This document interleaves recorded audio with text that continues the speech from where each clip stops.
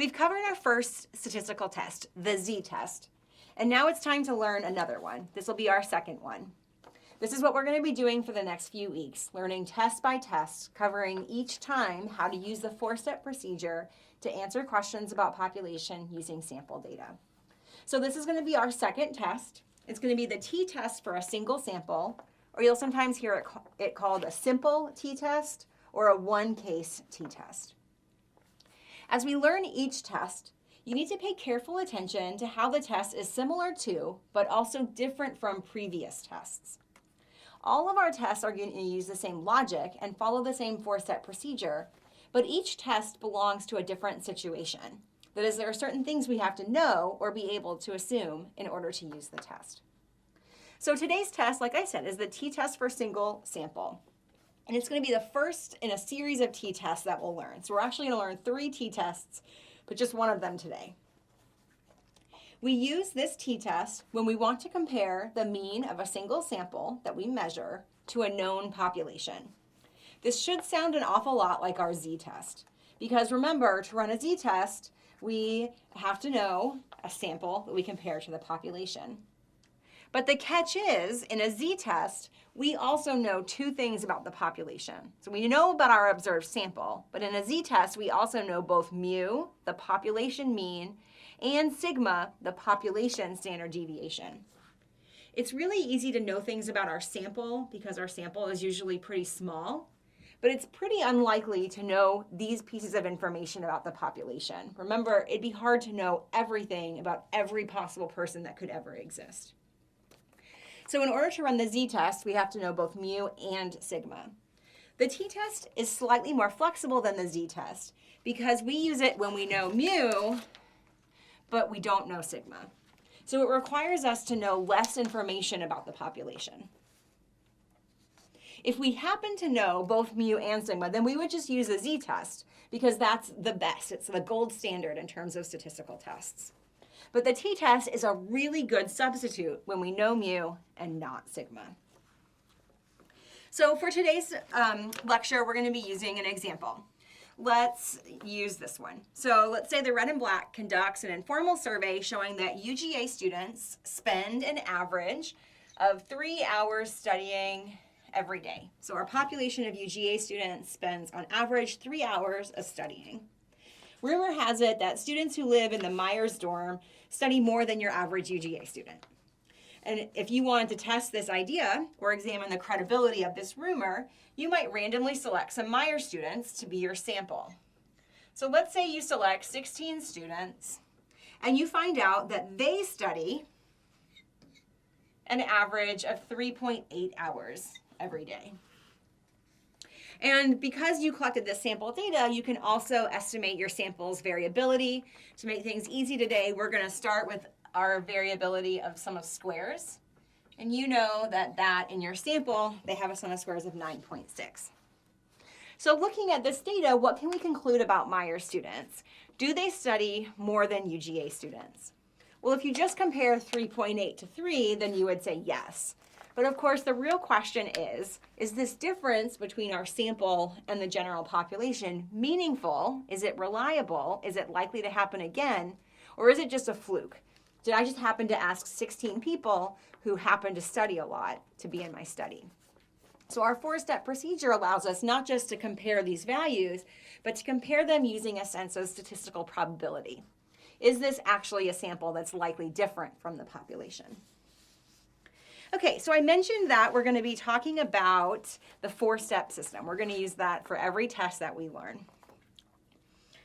To start this problem, the first thing we need to do is just identify what we know, because when we're doing a test, we need to make sure we're doing the right one. So what do we know in this example? We know mu. We know stuff about our sample. We know our sample size. We know our sample standard deviation, or our sample mean, and we know something about our sample variability. Do we know sigma? Do we know anything about the population standard deviation? If you reread the example, you'll see that we don't.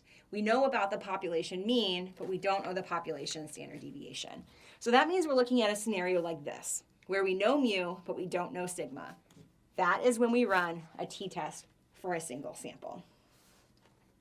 The t-test is perfect for this situation because we are going to end up using, in a t-test, we're going to end up using our sample variability to estimate our population variability.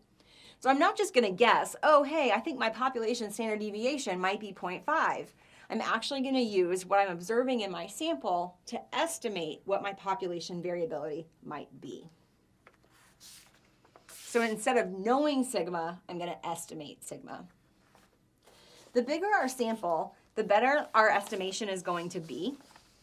And so what you'll actually see is that t-tests account for this fact by using a different shape distribution depending on the sample size. So the t-distribution is actually a lot like the z-distribution. It's unimodal and it's symmetrical, and it looks pretty darn bell-shaped. The catch is that this distribution is actually not normal. We're going to use the phrase mostly normal to explain this distribution. The way that the t-curve works is that it actually has a higher frequency of extreme scores than a z-curve. So if you look at the tails of a t-curve compared to a z-curve, they're going to be fatter. They're going to be thicker and have more cases on these extreme regions. And the more participants you have in your sample, then the more your t-curve is going to look like a z-curve. So the exact shape of the t-curve is actually going to be defined by what we call degrees of freedom. Degrees of freedom are going to end up being equal to n minus 1. I'll post some separate text explaining mathematically what degrees of freedom are. But in terms of estimating the t-curve, we really just need to know the number. So in this case, our degrees of freedom would be 15. What I'd like you to do is pull out your t-curve. It should look something like this. If you've printed it out in color, it'll have blue and white. Otherwise, it'll just be gray and white. I'm going to talk you through how you use this t-curve, and then we'll actually use it together later on in our four-step system. So the t-curve, if you look at it, on the left-hand column, it's going to have the degrees of freedom. These are going to be based on n minus 1. So what you're going to do first is identify which row you should use by going up and down that column to find the closest degree of freedom to your problem. So in our case, you might go down to the row of 15. Okay, just go ahead and mark that row for your own sake. Now up at the top row of the table, so it's going to be this stuff on the outside. These are going to be how you specify your tails and your alphas. And the t-table is actually really convenient. It splits your alphas up for you into either one-tailed or two-tailed tests. So you can probably see that there's a row for one-tailed and a row for two-tailed. So if we're running a two-tailed test, you would use that row. If you're running a one-tailed test, you would use that row. And then you simply go across the row to find the alpha score that you're using, which of course for us is going to be most commonly 0.05. Once you find your alpha level, that marks the column for your t-crit. So you use that column, you go back down to the row that you found earlier from your degrees of freedom, and that will give you your t-critical statistic. So that's my rough overview of how to use the t-table. I'll come back to this when we're actually finishing this example, and we'll find a value and see if you know how to use the table or not.